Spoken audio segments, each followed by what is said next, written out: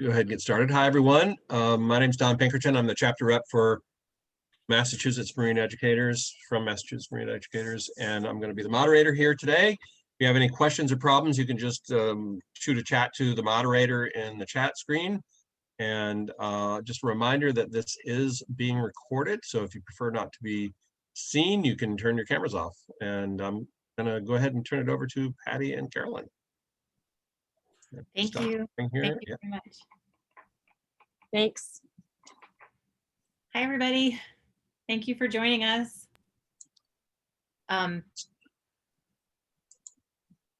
Wait till you get stuff up there. Okay, thumbs up if you can see the screen that I'm sharing. Great, thanks. Welcome, everybody. I'm Patty, and Carolyn has just said hello. We are representing Sanctuary Education Advisory Specialists, with SEAS as the acronym, dedicated to helping to make sanctuaries a reality for rehabilitating, rescued, or retiring wild animals for whom wild release is not an option. We're really excited to be doing this, and it's been 11 years for me. I was at the Boston National Marine Educators Association, and it's been a long time, and I came by myself back then, and I am honored and proud and humbled to be representing a team of 6, including myself now, dedicated to sanctuary development and transformative dialogue and conversations about creating sanctuary. And I'm Carolyn Stromer, and I am an animal behavior specialist with SEAS, and I am a first-time presenter, and this is actually my first year as a member in this organization as well. And I'm very excited to be here. I'm excited to present and get to know more people and see what this organization is all about and what everybody is doing. So I'm very excited to participate in the conference, not just as a presenter, but just, you know, as a marine lover myself. So I'm happy to be here. I'll tell you a little bit more about me and kind of where I come from before we get to the film, but just wanted to say hi and say that I'm very grateful to be here today. Thanks, Carolyn. Just real quick, Carolyn will introduce the video that she and her husband Tom have created called Dolphin Sanctuaries, a future for dolphins in public display. It is the Maui Film Fest People's Choice winner 2020. We're going to talk about sanctuary and transformative dialogue, what they are and why do we need both of them together in developing sanctuary. We're not going to be specific really at all. This is just a general overview and introduction to what is ubiquitous now. Doesn't it seem like sanctuary? Everybody's got a sanctuary, right? So, and Carolyn will make her statements about that too, but it's a conversation that we need to have, and this is what we're dedicated to doing.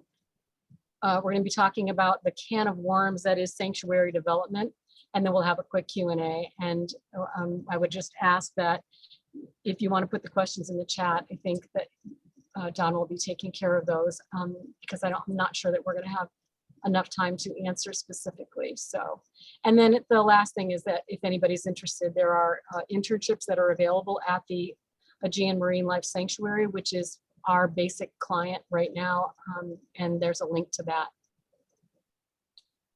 By the end of these brief 25 minutes, we'll understand what sanctuary is. I know there were a lot of questions that had been coming up prior to this presentation about what's going to go on with the sanctuary, who's going to be in the sanctuary, where are the residents, where are they going to, well, how much room?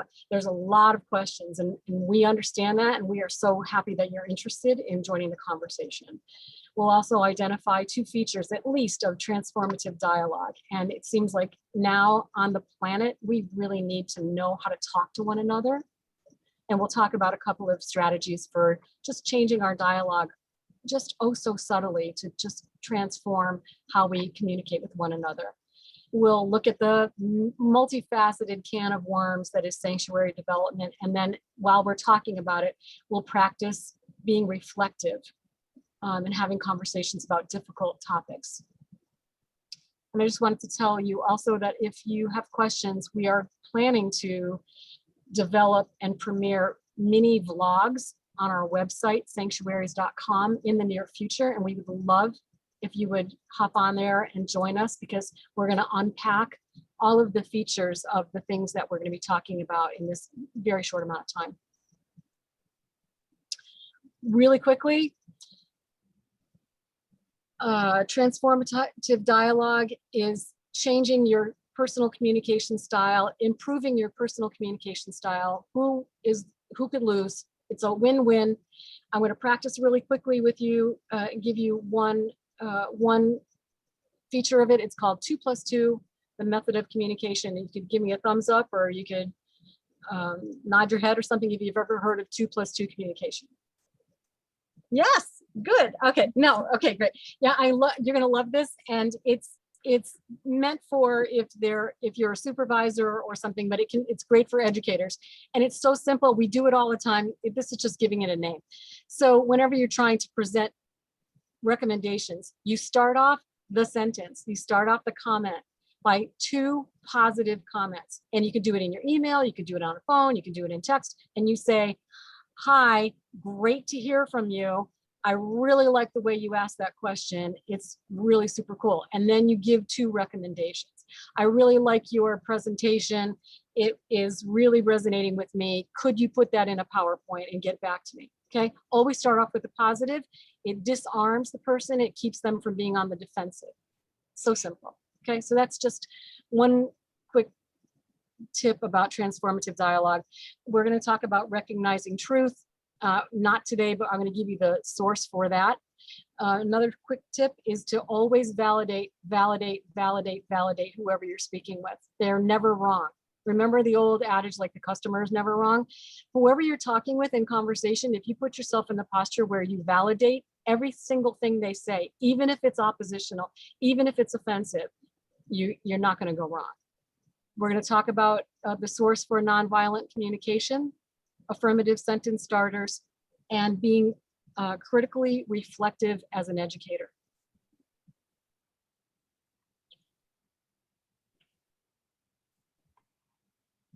Examples of the 2+2. Thank you for commenting. Your ideas are commendable. Could you display that in a graph? Validating. This is what you say. I hear you. I see you. I understand you. I agree with you. I feel you. You're right. You get it. We don't have a lot of time, but you get it. Always validate whoever you're speaking with. And just to drive that point home, do it softly. It's better to work with love than it is to rule by fear. Okay, Carolyn, over to you. Thanks, Patty. So I'll tell you a little bit more about me and kind of how what everything Patty just talked about is really coming into plays with Seas, as I give you just a quick intro into the video that you're about to watch. So I come from a background of over 15 years in animal care, management, and behavior, mainly with marine, but also terrestrial animals as well. And a few years ago, my husband and I were meeting a friend of ours, David Schofield, who happens to be the Marine Mammal Resource Manager for NOAA. We were meeting him for dinner. He was in town, and Patty, who has been friends with David for a long time, happened to be in town as well. And we had never met Patty before, so we all got together. And over some good food and some wine, we were discussing Seas, Sanctuary Education Advisory Specialist. So she was informing us about this organization that they had started and how they were working very hard with the Aegean Marine Life Sanctuary in Lipsy, Greece. And as we're discussing what was happening there, basically what came up in the conversation was how triggering the topic of, dolphin sanctuary is to a lot of people. And given that I came from the side of being a marine mammal trainer, I know that firsthand. And people can get very defensive when you mention the word sanctuary or just want to have a conversation about it. So we were discussing that, and I really felt like I had a place in kind of helping to be a bridge between the two sides of this topic, because this movement is happening. It's not going away. It is something that's needed, which I kind of get into in the short film. So I thought, there's valid points on both sides, and both sides really deserve to be heard. And the expertise and information from both sides can really come together and help create something very special. So I don't want like anybody ever excluded from the conversation. So my husband, Tom Stromer, who happens to be an award-winning documentary filmmaker, lucky me, decided that it would be a great idea to do a short piece sort of about where I come from, my experience in the world of dolphin training, and why I now am a strong believer in the creation of Sanctuary, and kind of what Sanctuary is and what it isn't, and what animals qualify for Sanctuary and who doesn't, because it's not as simple as every single animal in a facility can go to these. And we'll get into that a little bit later when we talk about the can of worms. So I guess, Patty, if you want to show the film, you might, I know we tested earlier, so I don't know if you'll have to rewind a little bit, but, and hopefully it'll play okay over the streaming service. But go ahead.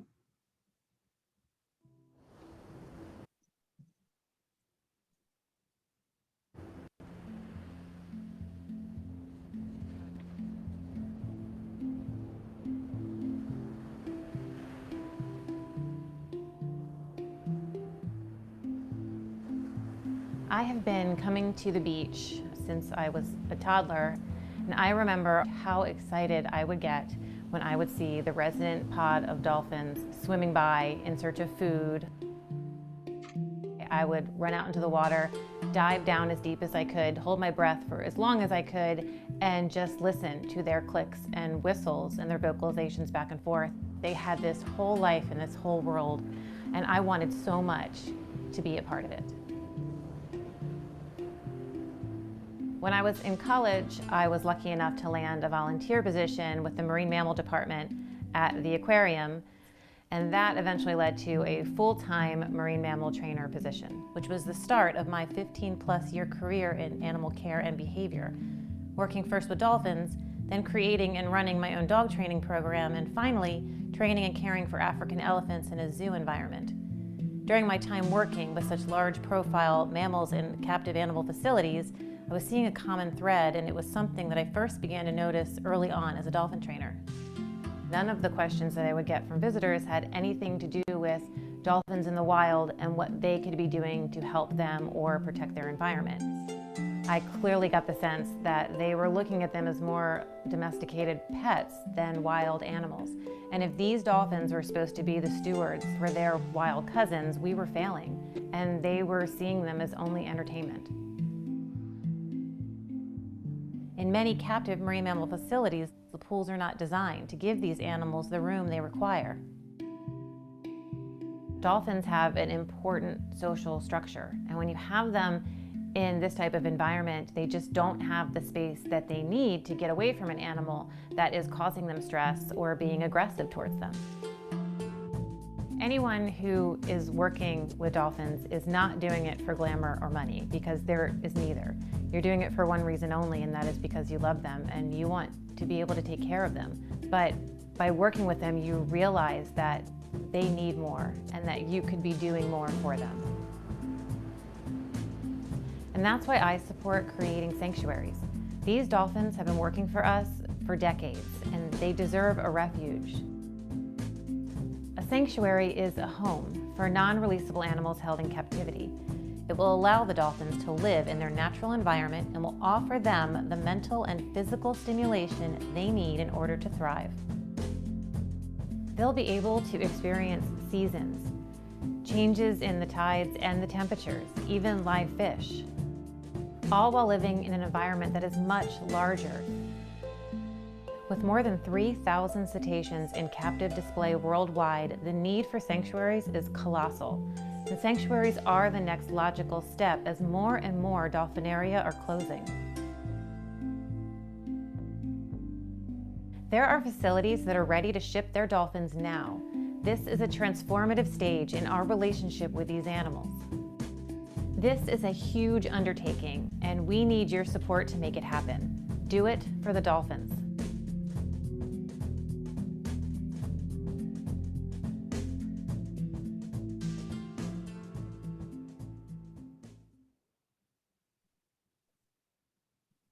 So we are going to be sharing a link for that video. So I know it was a little glitchy trying to stream it over Zoom. So if you wanted to watch it without the glitch, I encourage you to do so.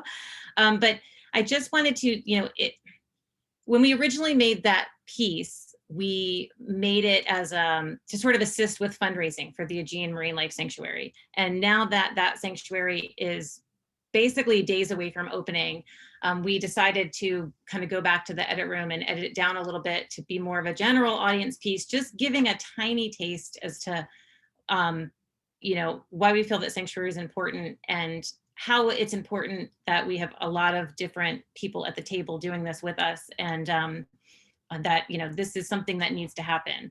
As we mentioned, there are so many dolphinaria around the world that are starting to close their doors, and there have been cases of animals that have died while waiting for sanctuary, and that is something that just, breaks our hearts, and we don't want to happen. So we're looking to avoid that. And as you can see, like on this next screen, that, imagining, defining, creating, developing, managing, and maintaining a sanctuary is a monumental and multifaceted undertaking.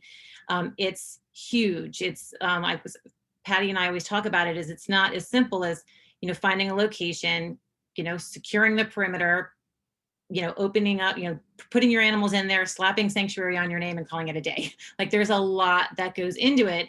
And a lot of you are aware of that based on some of the questions that we have already received. So we talk about this can of worms because with each of these items, problems, tricks, things that we have to come up with solutions for, there are numerous experts behind each one that we need to work with. So I mention it here, like some of the considerations include, but are not limited to, and I won't read all of them, but, obviously location is key, and culture, and, there's political red tape and the laws around it, and, behavioral management and population management with breeding, and continued human interaction, and as well as, vet care and vet intervention, and yearly facility costs and management, and, all of this stuff is huge. It's a huge undertaking. And I think that sometimes, people hear you start to talk about sanctuary, and, they just think that you feel that this is a really simple thing. Like, why aren't we just creating a sea pen out there and, letting them all go? But what we're looking to do is, each animal is, its own being. They're all so different, and they all have different requirements and different needs. So no two sanctuaries are ever going to be the same. They're all going to be different based on the animals that they're catering to, and not every animal is a candidate for sanctuary. And we have someone else on our team who, Elena Frankel, who has worked with a lot of animals with disabilities. Some of you might be familiar with the Dolphin Winter down in Clearwater, who she had lost her tail fluke, and they trained her to use a prosthetic, which was amazing. And Elena was her primary trainer, and she has a lot of experience with, animals with disabilities. And we talk about, sanctuary for animals like that. And there's so much that goes into it, even behaviorally. If there's anyone on here that has ever worked with dolphins, just getting a dolphin to gate can be, between pools can be such a struggle. So this is, like I said, a huge undertaking, and it's why it's so important to build a team of, that's of inclusiveness, and transformative dialogue is crucial to that, absolutely, because people are very opinionated, and we want to hear everyone's ideas. And so at the same time, you have the future of these animals that are retiring or are non-releasable, but we're also looking into the lives and the livelihoods of those that are currently involved in their care or will be involved in their care once they move. We're also very concerned with the people working with these animals as well. So that's just sort of a snippet. I know Patty has sort of a graphic to kind of drive it home a little bit as to the actual, the can of worms, as we call it. And as we go deeper into these projects, and as we've gotten more and more involved with the AMLS, more and more things come up, and more relationships need to be built. And I found myself reaching out to people who were experts in, wastewater management and all of those sorts of things. So stuff I had never experienced as a trainer, but now I'm reaching out and learning and being educated and bringing more people on board to help us in the right way. So again, like that's kind of where the transformative dialogue comes back to this, because we need to be able to sit down and have a conversation together. It's so important. I'm sure every single one of you watching this has a thought or an opinion or an idea about sanctuary creation, and we welcome all of it. Like, we beg all of you to be a part of it and share it with us, or tell us we're crazy, or it doesn't matter. So that's what we're looking to do here, and that's what we're looking to do at Seas as we build our team and as we grow and as we reach out and work with more people and different species, not just marine animals. So Yeah, thanks, Carolyn. And to add to that, as far as the dialoguing, because it's such a sensitive topic and everybody's so passionate and we're all wanting the same thing. We all want what's best for the animal. right. And so we have to remember that we're all on the same team. And I ended on one of the slides, I just have a question that I pose when I'm communicating with people, and I have to check myself and my ego all the time and remind myself that what is my goal when I'm talking to somebody? Do I want to build a bridge, or do I want to burn it? Right? Do I want to make a good lasting impression, or do I want to end that conversation with just the first words that come out of my mouth? So I'm always humbling myself and reminding myself that we are in the process of building teams here. We're building we're not building walls, we're building bridges, and we're breaking down walls and barriers to conversations. So that is key as we move forward. So I'm checking sensitive to the time. We're at 21 minutes. So if you're interested in just looking at this screen and seeing if there's a question about what a sanctuary is that you know of, that you imagine, and what you think it isn't, if you want to chat about it, that's good, but it's just basically a review of what we're here to talk about today. What exactly is sanctuary? And then we can talk about the can of worms and those many considerations. If you have a question about that, I want to remind you again that we're going to be having vlogs on our website. So we'd like to continue the conversation there because of the limited time here. But if you go away with anything today, it's that understand there are sanctuaries in development right now. The Aegean Marine Life Sanctuary is going to be open this year. They're days away from opening. And so then starts the timeline and the clock about when the dolphins get there and which dolphins come and who's going to do what. And so that conversation is going to be ongoing and developing. Mm-hmm. So we'd love to have you part of it. And the Aegean Marine Life Sanctuary has been operating for, I think, over 10 years now, and they host interns there on an annual basis. I think as many as 40 at a time. It's a great place to start. And if you're into marine sciences and you want to get involved and spend some time in Greece, it's amazing. It's an amazing place. There are amazing people.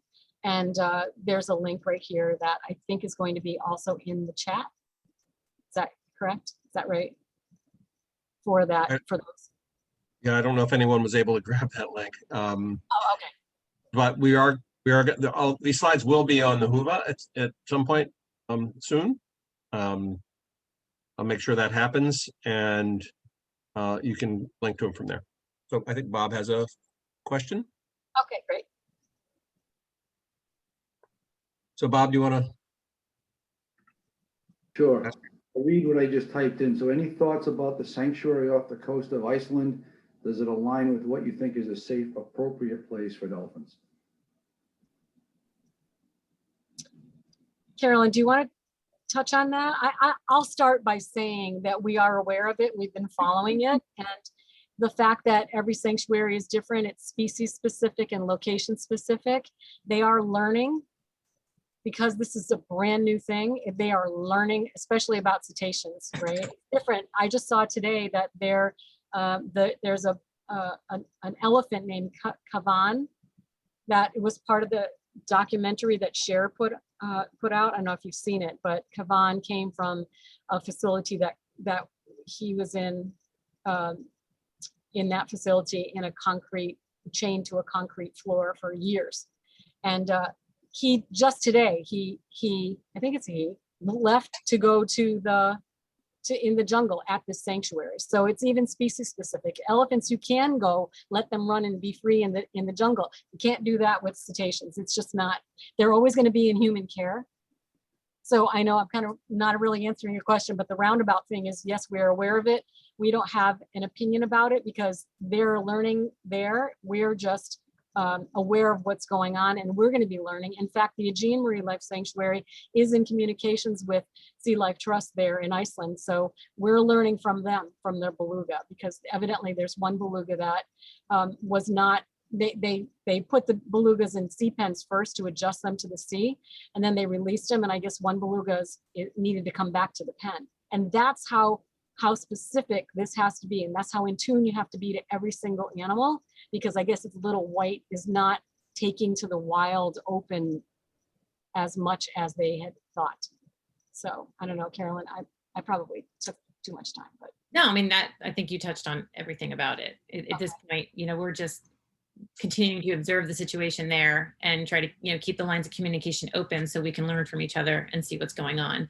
And they're figuring out as they go with these two beluga, like what is working and what isn't working and how they need to adjust behaviorally for the animals.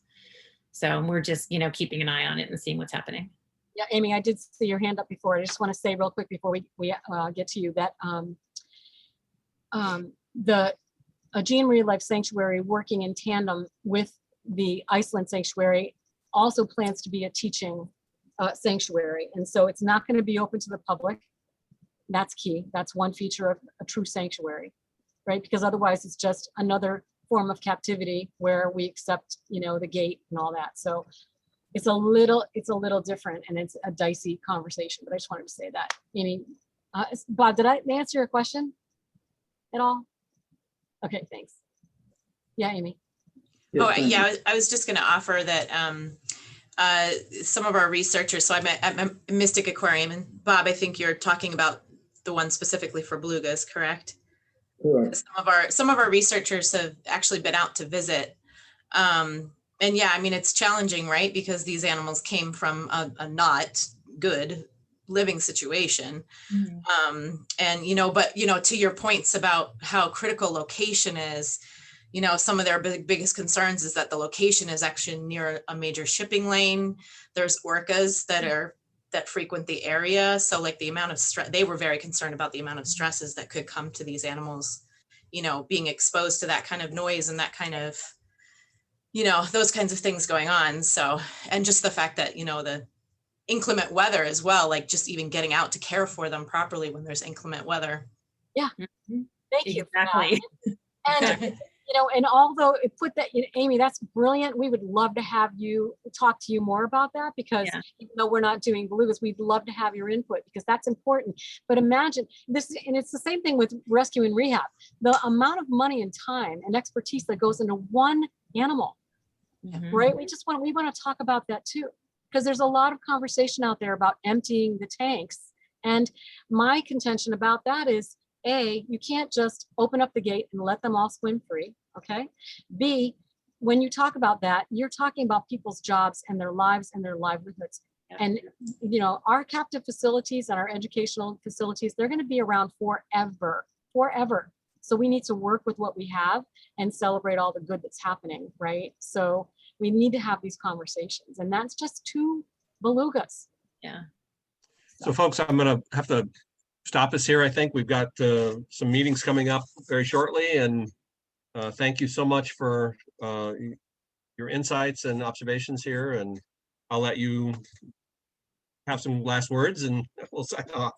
All right, well, I just want to thank you guys again for coming by and hearing what we have to say and your questions. And again, the slides and the links and everything will be available to you as well. And you obviously, if you're interested in what's happening with the Aegean Marine Life Sanctuary or helping out or continuing the conversation, our contact information is there Patty and myself and everybody else at Seas welcomes all of your comments. Do not hesitate to reach out, and we might be asking some of you to maybe join us on a blog and just have a sit down and have a casual conversation and exchange of ideas. So thank you very, very much. And I really enjoyed being here today. Thanks, everybody. Thank you, everyone. Have a great evening. Bye-bye. Bye.